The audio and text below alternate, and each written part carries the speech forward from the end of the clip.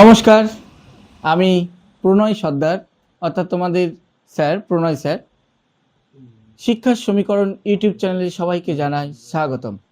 আমরা একটা পড়াতে ছিলাম ইংলিশে ফাদার্স হেল্প, সেই পড়ার আমাদের ইউনিট 1 কমপ্লিট হয়ে গিয়েছে।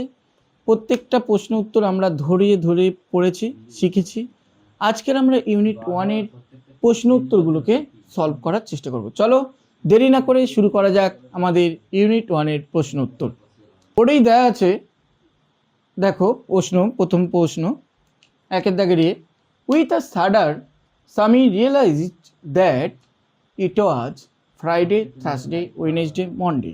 অর্থাৎ উইথ আ সাডার, কাঁপুনির সাথে স্বামী উপলব্ধি করেছিল যে এই দিনটি কী বার ছিল সেই সময়, শুক্রবার নাকি থার্সডে বৃহস্পতিবার, নাকি ওয়েডনেসডে বুধবার, নাকি মন্ডে সোমবার। তাহলে আমরা পড়ার পাঠ্য বিষয়ে কী শিখেছিলাম? Monday. Thank you, very good, Monday হবে। তাহলে মন্ডের সোজাই আমরা কি করব? টিক চিহ্ন মারব। চলো আমরা দেরি না করে দ্বিতীয় প্রশ্নে চলে যাই। দেখো দ্বিতীয় প্রশ্নে কি বলছে, হোয়েন স্বামী ought to have been in the school prayer hall, he was lying on the bench, table, bed না ডেস্ক। বলছে মানেটা কি বলছে, হোয়েন যখন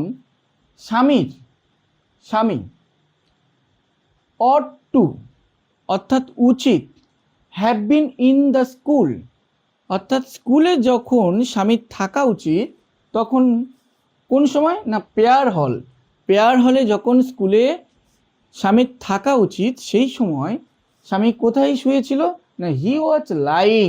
এখানে আমাদের পাস্ট কন্টিনিউয়াস টেন্সে করা আছে, দেখো ওয়াজ লাইং, হ্যাঁ বিভার আমি ওয়াজের মধ্যে ওয়াজ এসছে যেহেতু হি, হ্যাঁ ফার্স্ট পার্সন সিঙ্গুলার নাম্বার, তার পাশে হচ্ছে কি ভার্বের সঙ্গে আইনি যোগ করেছে, এটা হচ্ছে পাস্ট কন্টিনিউয়াস টেন্স। আমরা টেন্স শেখাবো পরপর ধরে দিয়ে শিখিয়ে দেওয়া হবে তোমাদের। কিন্তু এখানে কি বলছে দেখো, হি ওয়াজ লাইং অন দ্য, কি হবে কোথায় শুয়েছিল, যেই সময় তার প্রেয়ার হলে থাকার কথা সেই সময় সে কোথায় শুয়েছিল? বলছে বেঞ্চে শুয়েছিল, টেবিলে শুয়েছিল, বেডে শুয়েছিল না ডেস্কে শুয়েছিল। কোথায় শুয়েছিল? ডেস্কে শুয়েছিল। কোথায় শুয়েছিল? না আমাদের বেঞ্চে শুয়েছিল।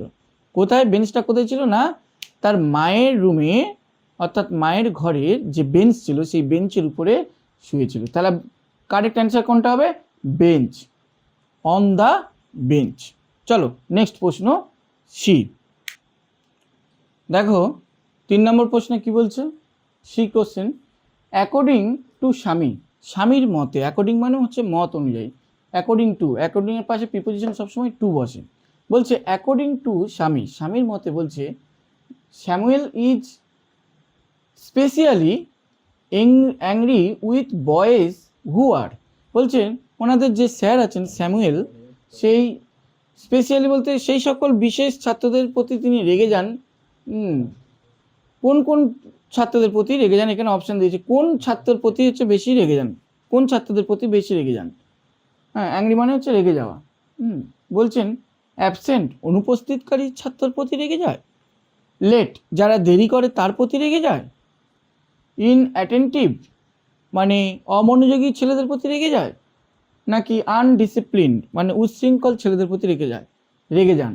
এটা কার মতে? না স্যামুয়েলের মতে। স্যামুয়েল তার বাবাকে কি করছে, একটা মিথ্যা গল্প বানানোর জন্য বলছে, যে তার মত অনুযায়ী বলছেন যে স্যামুয়েল বলছি স্বামী তার বাবাকে বলছে যে আমাদের যিনি স্যার আছেন স্যামুয়েল বলে স্যার, সেই ছেলের প্রতি রেগে যান যে দেরি করে ক্লাসে আসে। তাই বলছে অ্যাকর্ডিং টু স্বামীর মতে সেই স্যামুয়েল স্যার কোন কোন ছাত্রদের প্রতি রেগে যান? নিশ্চয়ই তাহলে অনুপস্থিত হবে না, তারপর হচ্ছে কি অমনোযোগী হবে না, এবং আনডিসিপ্লিন মানে হচ্ছে কি উচ্ছৃঙ্খল ছেলেদের হবে না। তাহলে কোনটা হবে? লেট হবে। ভেরি গুড, লেট অর্থাৎ দেরি করে যাওয়া ছাত্রদের প্রতি তিনি রেগে যান। চলো নেক্সট প্রশ্নে চলে যাই। 2 এর প্রশ্ন কি বলছে, টাইম হোয়েন স্বামী কমপ্লেন্ট অফ আ হেডেক, অর্থাৎ স্বামীর মাথা ব্যথার অভিযোগের জানানোর সময়টা কখন ছিল। বলছে স্বামীর যখন মাথা ব্যথা করছিল সেই সময়টা কখন ছিল। তার টেক্সট বুক থেকে আমার নিতে বলেছে। এখানে বলছে দেখো, fill in the chart. Fill মানে পূরণ করো, ইন দ্য চার্ট এই যে চার্টটি করা আছে সেই চার্টটি পূরণ করতে বলছে উইথ ইনফরমেশান, কি তথ্য দিয়ে না, ফ্রম দ্য টেক্সট, অর্থাৎ পাঠ্য বিষয়ের যে পড়াগুলো আমরা পড়েছিলাম সেই পড়া থেকে আমাদের তথ্য নিয়ে এই চার্টগুলোকে পূরণ করতে বলছে। প্রথম প্রশ্নে কি বলছে, টাইম হোয়েন স্বামী কমপ্লেন্ট অফ আ হেডেক। স্বামীর মাথা ব্যথা বা অভিযোগের সময়টা, কমপ্লেন মানে অভিযোগ করা, মাথা ব্যথার অভিযোগের সময়টা কখন ছিল। নিশ্চয়ই কখন ছিল বলো, তোমরা বলো। Monday morning, very good, Monday morning. এখানে আমরা চার্টের পাশে লিখে দেবো কি, মনডে মর্নিং।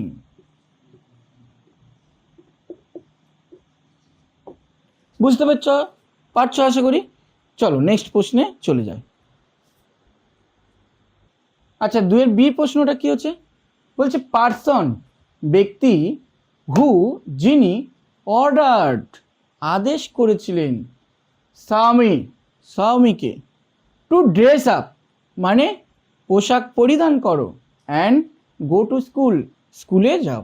এটা কোন ব্যক্তি বলেছিল বলো, টেক্সট বুক থেকে না নিয়ে বলো, কোন ব্যক্তি বলেছিল। Yes, very good, Swami's father.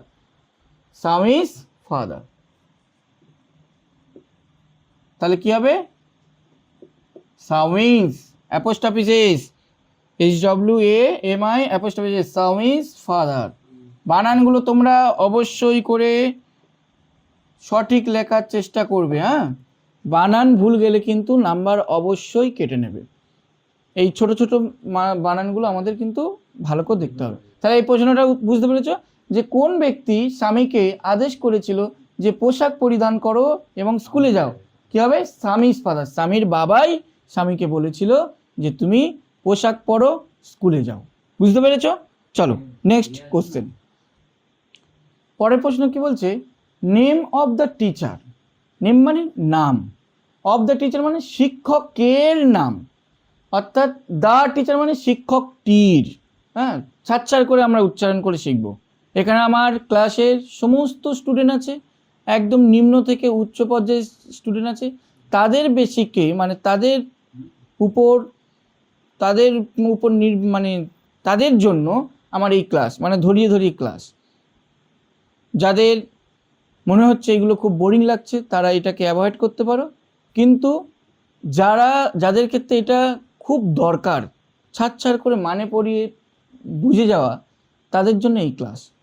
চলো আর বেশি না বকে পরের প্রশ্নটা কি বলছে দেখো, নেম অফ দ্য টিচার, শিক্ষকটির নাম, মেনশন উল্লেখ করা হয়েছিল বাই স্বামীর দ্বারা একটা শিক্ষকের নাম উল্লেখ করা হয়েছিল।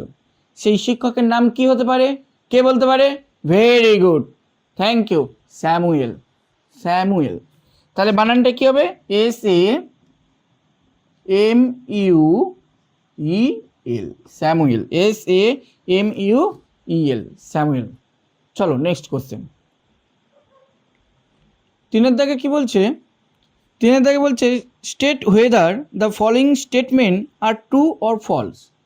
বলছে এখানে যে প্রশ্নগুলো দেওয়া আছে সেগুলোকে ট্রু এবং ফলস তোমাকে বাছাই করতে হবে, অর্থাৎ কোনটা সত্য কোনটা মিথ্যা এটাকে তোমাকে বাছাই করতে হবে, এবং সেই বাছাই করার পর টেক্সট বুকের উত্তর অনুযায়ী তোমাকে উত্তর করতে বলছে। Provide sentence, phrase, word in support of your answer. তোমার উত্তরে নম্বর প্রশ্নটা কি বলছে দেখো, Swami said that he had a headache. বলছে দেখো, Swami said that he had a headache. এটা 3 দাগের প্রশ্ন। 3 দাগের প্রশ্নের এরটা বলছে দেখো, 3 দাগের প্রশ্নের এরটা কি বলছে, স্বামী said that he had a headache. তাহলে এটা কি ট্রু, তাহলে আমরা ট্রু দিয়েছি। এরপর আমরা টেক্সট বুক থেকে কি জানছি দেখো, Swaminathan wild I have a headache. Swaminathan wild I have a headache. হ্যাঁ, স্বামীনাথনে বলছেন যে আমার আজ খুব মাথা ব্যথা করছে। পরের প্রশ্ন কি বলছে? পরের প্রশ্ন বলছে 3 বি বলছে স্বামী ওয়াজ লাইং, স্বামী শুয়ে আছে ইন হিজ ফাদার্স রুম, তার বাবার ঘরে শুয়ে আছে। এটা সত্য না মিথ্যা? অবভিয়াসলি মিথ্যা। তাহলে কি বলে লিখবো? ফলস। তাহলে সত্যটা কি হতে পারে স্যার? সত্যটা আর কিছুই নয়, দেখো স্বামী ওয়াজ লাইং, স্বামী শুয়ে আছে কোথায়? অন দ্য বেঞ্চ, বেঞ্চেরই উপরে। কোথায়? ইন মাদার্স রুম, তার মায়ের ঘরে বেঞ্চের উপরে স্বামী শুয়ে আছে। তাহলে 3 দাগের বির কোশ্চেনটা ফলস হবে। সঠিক কোনটা হবে? টেক্সট বুক থেকে নেওয়া হয়েছে কোনটা দেখো, স্বামী ওয়াজ লাইং, স্বামী শুয়ে আছে, অন দ্য বেঞ্চ, বেঞ্চের উপরে, ইন মাদার্স রুম, তার মায়ের ঘরে বেঞ্চের উপরে স্বামী শুয়ে আছে। নেক্সট প্রশ্ন দেখো, 3 নম্বর প্রশ্ন কি বলছে দেখো, আমরা খুব সুন্দর করে পড়ব। অ্যাকর্ডিং টু স্বামী, অ্যাকর্ডিং টু স্বামী বলেছিলাম কি? অ্যাকর্ডিং টু মানে কি? মত অনুযায়ী। কার মত? স্বামী। স্বামীর মতে the headmaster was not afraid, ভয় পান না, অফ স্যামুয়েল, স্যামুয়েলকে দেখে হেডমাস্টার মশাই ভয় পান না। টেক্সট বুকে বলছে, টেক্সট বুক অনুযায়ী কি বলছে দেখো, স্বামীর মতে কি বলছে? স্যামুয়েল হেডমাস্টার স্যামুয়েলকে দেখে ভয় পান না। এটা কি টেক্সট বুকে কি ছিল? ভুল। সঠিকটা কি ছিল? এটা কি হবে? ভুল হবে, ফলস হবে। কিন্তু টেক্সট বুকে কি ছিল স্যার? এটা ফলস হবে তো, কারণ স্বামীর মতে স্যামুয়েলকে দেখে স্যার ভয় পেত, এটা স্যামুয়েল বলেছিল। এটা ফলস হবে স্যার। তাহলে সঠিকটা কি হবে? না, সঠিকটা স্যার এটাই হবে যে দে সে, তারা বলল, দ্যাট যে, ইভেন এমন কি, দ্য হেডমাস্টার, শিক্ষক মশাই অর্থাৎ প্রধান শিক্ষক মহাশয়, ইজ অ্যাফ্রেড, হ্যাঁ, ভয় পান, অফ হিম, তার দেখে, হ্যাঁ, তার থেকে কি পান? ভয় পান। অর্থাৎ স্যামুয়েলের দিকে শিক্ষক মশাই ভয় পেতেন। এটা কার মতে হয়েছিল? না, স্বামীনাথনের মতে। আমাদের টেক্সট বুকে ছিল যে স্বামীনাথনের মতে কি হেডমাস্টারও অর্থাৎ প্রধান শিক্ষক মহাশয়ও স্যামুয়েলকে দেখে, অর্থাৎ স্যামুয়েল যে টিচার আছেন ওদের, সেই স্যামুয়েলকে দেখে ভয় পান। আজকের মোটামুটি আমরা ইউনিট 1-এর পড়া প্রশ্ন উত্তর এবং আগের পড়া কমপ্লিট করেছি। আজকের প্রশ্ন উত্তর কমপ্লিট করলাম। পরের দিন আমরা ইউনিট 2 শুরু করব। সবাই ভালো থাকবে, সুস্থ থাকবে, নিজেদের খেয়াল রাখবে। ধন্যবাদ।